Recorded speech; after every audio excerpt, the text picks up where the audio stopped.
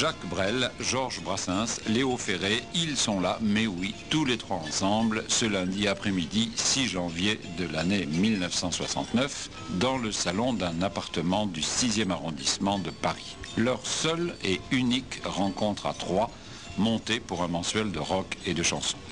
Sur la table, de la bière, des cigarettes, du tabac à pipe, un gros cendrier et 4 micros.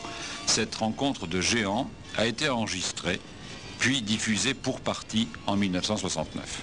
Pour la première fois, nous vous proposons l'intégralité de ce document unique, de ces propos d'hommes et de poètes, bien dans leur époque, la fin des années 70, 7 mois auparavant, c'est mai 1968, Léo Ferré a 52 ans, Brassens 47, Brel 39.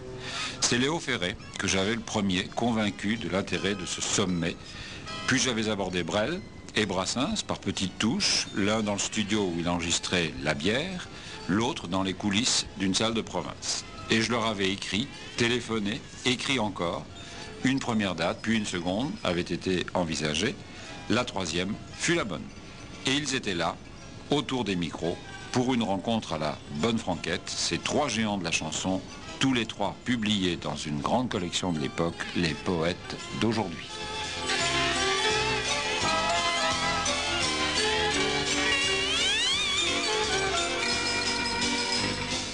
Georges Brassens, Jacques Brel, Léo Ferré. Je crois que c'est la première fois que vous êtes rassemblés autour d'un micro ensemble, il me semble.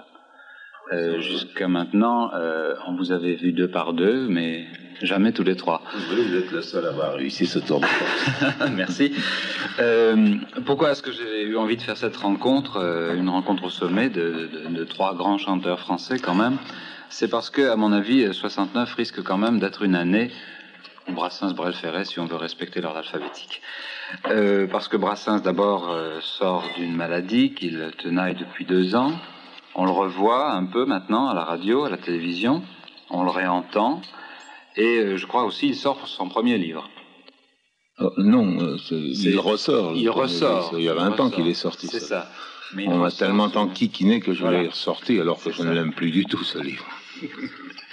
En outre, je crois qu'en octobre, vous vous installez pour 3 mois à Bobino.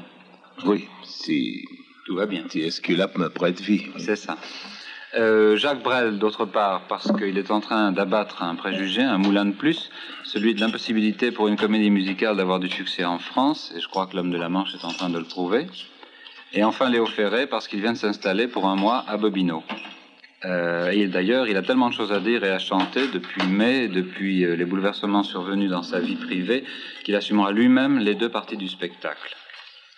Donc, pour toutes ces raisons, je vous ai rassemblés.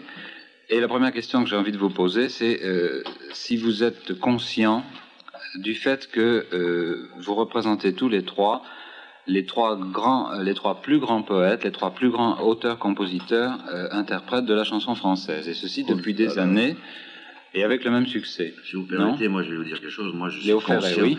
Moi personnellement aussi, aujourd'hui je suis conscient d'être avec 2 de mes confrères. D'abord, j'ai dit confrères, qui ont un immense talent. Et puis d'être je crois que ça commence aujourd'hui. Et puis j'ai des idées derrière la tête d'être avec 2 copains. Et ça, il y a longtemps que je le...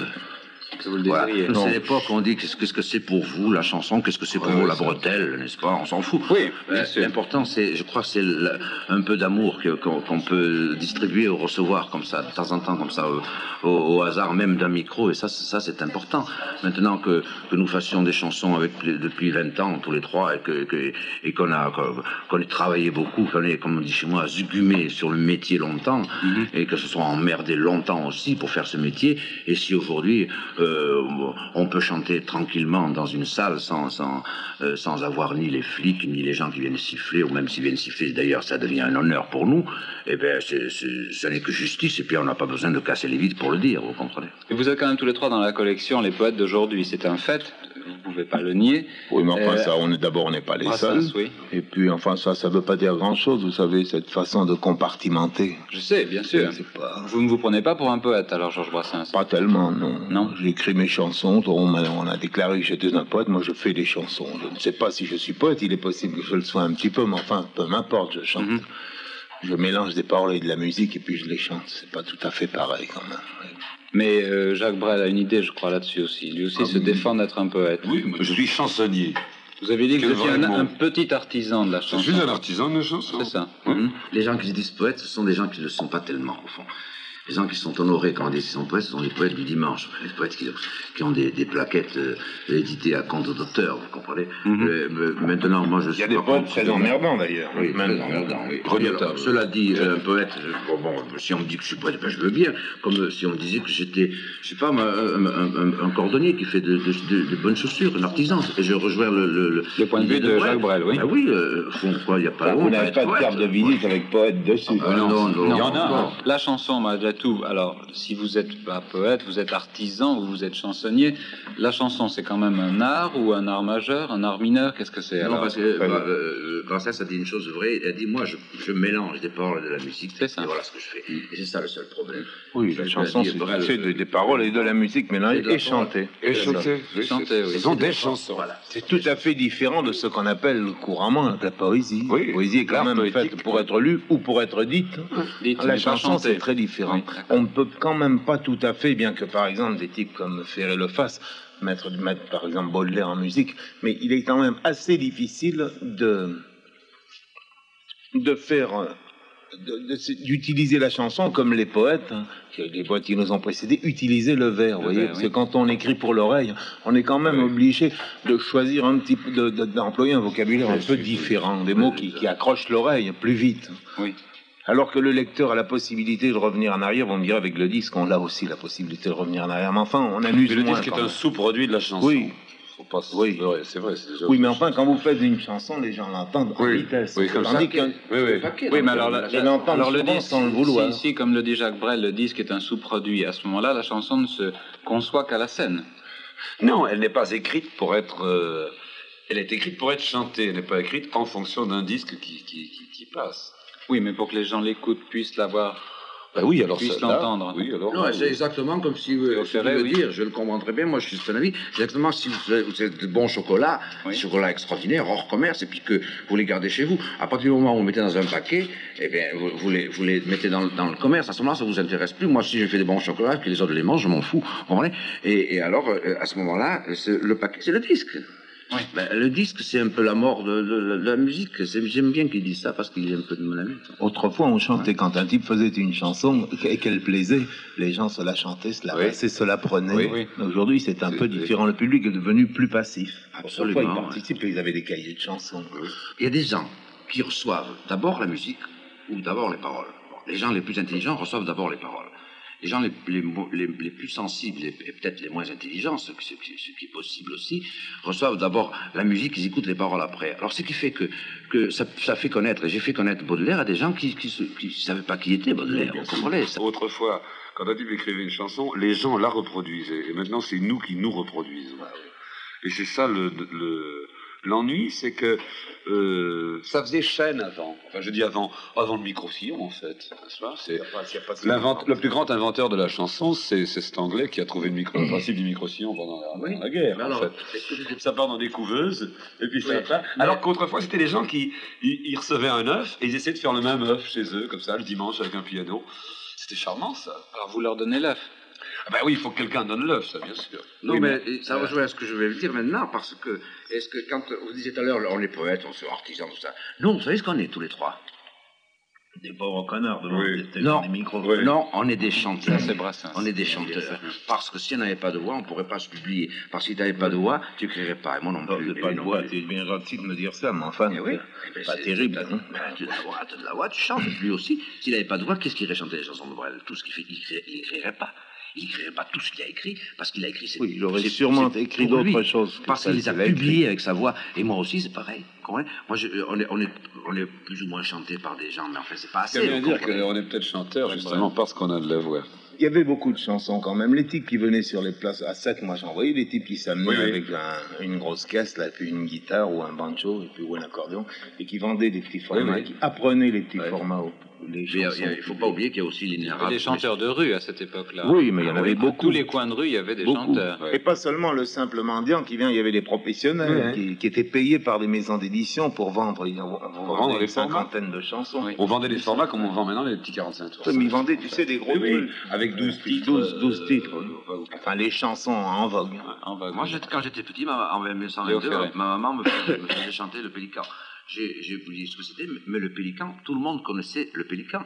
Et à ce moment-là, il n'y avait pas de radio. Il n'y avait surtout pas ce genre de radio. Vous savez, les radios avec usine, vous savez, avec des boutons, c'était formidable, les radios à ce moment-là. Mais il n'y avait pas la radio telle qu'elle se fait maintenant, qui est une chose... Il y avait beaucoup de cafés-concerts aussi. Georges Brassens, oui. Avec ça. Oui, les cafés-concerts qui reviennent à la mode. Oui, mais enfin... Et il y c'est avait dans les maisons, il y avait des difficile, gens qui jouaient un instrument. C'est ça. Est-ce que vous avez fait dans votre vie autre chose que de chanter, d'écrire ou de composer? Et est-ce que ça, à un moment donné ou à un autre, ça vous sert dans votre métier actuel? Moi, je pense que tout Léo sert. Ferré. Tout sert, singulièrement les choses malheureuses. Oui. Le petit bonheur aussi, c'est enfin quand ils sont moins nombreux. Oui, puis le C'est petit bonheur, vraiment puisqu'il y en a c'est moins. plus banal que les choses malheureuses, c'est ça. Non, je ne parle pas des impressions, je parle vraiment d'une autre passion. Des choses qu'on fait. D'une autre Ah, passion, d'une autre activité, vous presque savez, dans notre métier. Ah oui, mais alors je crois que parallèlement, on ne peut pas faire autre chose. Mais dans ce qu'on a Si, fait si. avant, parce qu'on a fait avant, on a tous fait des études, on a tous étudié à l'école, on a fait des trucs. Et puis on a vécu. Et vous tournez la page et vous faites de la chanson. Non, on a toujours fait des non, chansons. non. Quand Brel est arrivé à Paris avec sa guitare, pour gagner sa vie, c'est pas ce qu'il faisait, mais c'était pas marrant, je suppose. Et puis, Bien sûr. il n'a pas envie qu'on en reparle, je suppose. Ouais. Ça m'était grave, je faisais rien du tout. C'est rien du tout. C'est pire que ça. C'est mieux, c'est beaucoup mieux comme ça. Tu n'étais pas le seul d'ailleurs. Non, on était.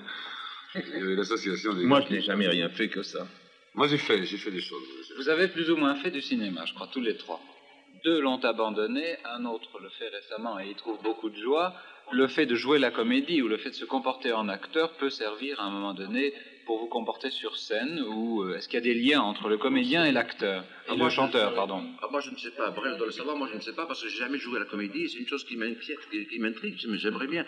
Et je crois que je ne saurais pas le faire. Oui. Mais c'est comme on aimerait faire une chose qu'on ne sait pas faire. Oui. Vous comprenez? Moi, je ne sais pas non plus. Toi non plus. Ouais, Pour et ça alors que c'est une on chose a, qui doit je être ne sais intéressante, sûrement. Mais lui, il doit le Si, savoir. c'est il sûr vous que en c'est parler. passionnant. J'ai fait 2 films, pas pour faire du cinéma, parce que 2 fois, il y avait une petite idée de liberté. Je suis très attaché à une petite idée de liberté. Oui. Et c'était le risque du métier qui était une forme de liberté, enfin une forme d'utilisation. J'avais lu un certain nombre de dossiers avant. Bon.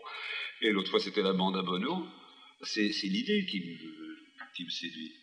Et à ce moment-là, je crois que si on peut donner un coup de main à une idée, comme ça, je le fais comme ça.